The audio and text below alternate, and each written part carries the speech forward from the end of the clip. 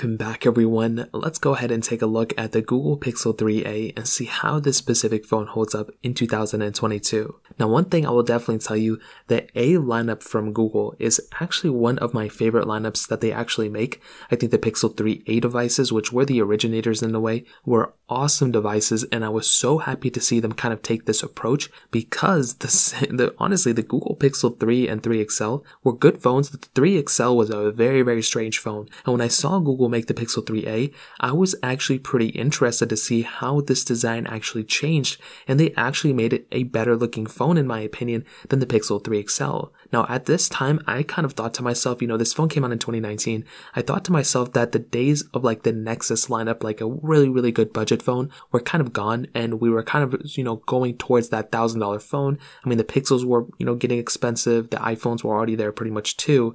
But with the Pixel 3a, this was a very cheap phone at that time for that price tag, but it didn't really seem like a cheap phone. They actually brought out a lot of cool things with this phone, which I was really happy about. Now again, if you have the money, go for the Pixel 6, but there are still some cool things and some relevant, parts of the Pixel 3a in my opinion. Now on the outside, the phone is pretty much built out of plastic, so it doesn't really feel like the most premium phone anymore, but that doesn't necessarily mean that it was what, Google's intentions were. This wasn't a $1,000 phone. This wasn't even like a $500 phone when this thing first came out. So because of that, Google had to cut corners, but you couldn't really tell. Like if you put a case on it, if you kind of know what you're doing with the phone, it doesn't really seem like a cheap phone. You have a beautiful 5.6-inch OLED panel on the front.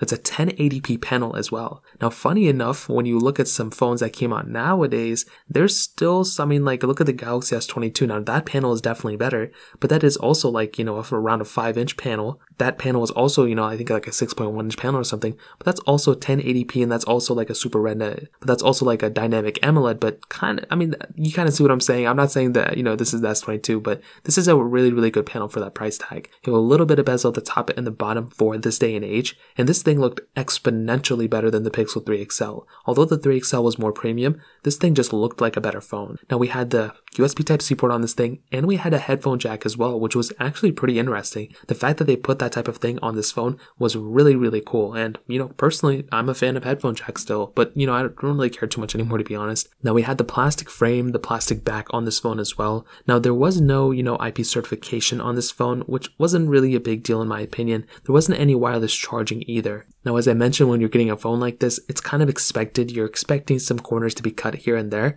but still, for the way this phone looked like, and for it having a decent single camera on the back and a fingerprint sensor on the back, it's actually kind of interesting that in 2019 Google was able to make this phone. They made the Pixel 4a and the Pixel 5a subsequently, but when I look at phones from like 2015, 2016, like the flagships of those here, even 2017, this phone, for it being a budget phone in 2019, it still holds up in 2022, which is actually very interesting to me. Now the camera setup on this thing was regarded probably as one of the better things about this phone. So we had that single 12.2 megapixel lens on the back, and we had an 8 megapixel camera on the front. Now I think Google at this time with their Pixel lineup, they were still notorious of having some really good cameras, and one thing that I kept hearing was that this was like almost the same camera as the Pixel 3 XL, and I will definitely say it's a good camera. It's not a bad camera by any means, and I do think around that Pixel 4 era, like the Pixel 4 and the Pixel 3, Google kind of lost their touch a little bit, while other manufacturers were adding extra camera sensors and going up to 4K at 60,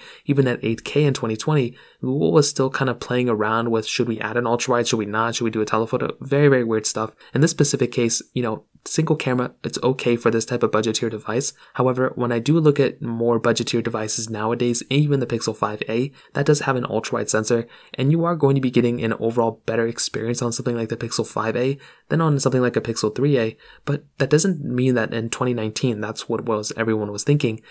Everyone was pretty much stating that this was a really good camera for the price tag, and I would definitely agree. I think this was a really good phone for the price tag, especially in that camera department. Still, there's some other things which I would love even more about, this phone than the camera, but it's one of those things to keep in mind. So in terms of the camera setup, that kind of covers it up. But one of my favorite things about this phone that pretty much still holds up pretty well is actually with the software. This device has stock software built in within it. So what does that mean? well, it doesn't have, a crazy big ROM that it has to power. It's not, One UI or whatever Xiaomi or any other company's, UI is. This is stock Android. Every manufacturer starts at this, level at the base ground. And this is one of my favorite versions of Android. I think One UI is growing on me. It used to be Oxygen OS, but stock Android still is probably up there. And with something like this device with this type of software, you are getting a stable experience. You're getting a long-lasting experience, but you're also getting, no extra features or anything for better or for worse, but it's a very stock version of Android, which is what I like. You're getting support for a couple more years. Compared to a lot of the other phones back then, this phone was lasting for a very long amount of time. Now, it may be on one of its last versions of software now. It may still be getting security updates here and there.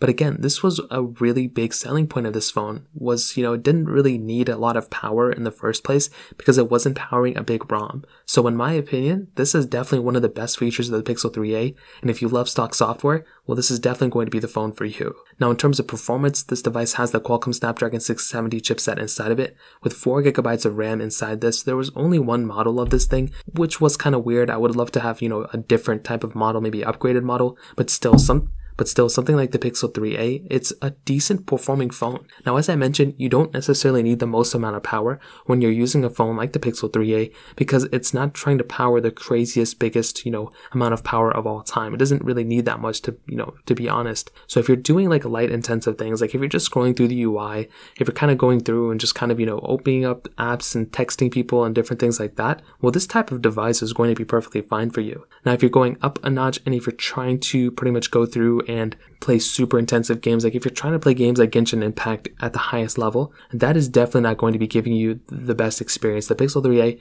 is pretty much not built for that. It's built for basically, basic things and, maybe light gaming here and there. So I will definitely tell you, if you're trying to get a better performing phone, I would definitely say something like the Pixel 5a may be the better route for you. I think that's going to be a better decision for most people out there. And that is probably going to be the thing I would recommend majority of people to do, is just to go ahead and pick up the Pixel 5a in that situation. But this is still a decent performing phone, and I think you can't really go wrong with this one either. So in terms of that kind of covers it up there. Now, in terms of battery life, this thing has a 3000 mAh battery inside of it, and as I mentioned before, the Pixel 3a stock Android, not a lot of stuff going on in the background.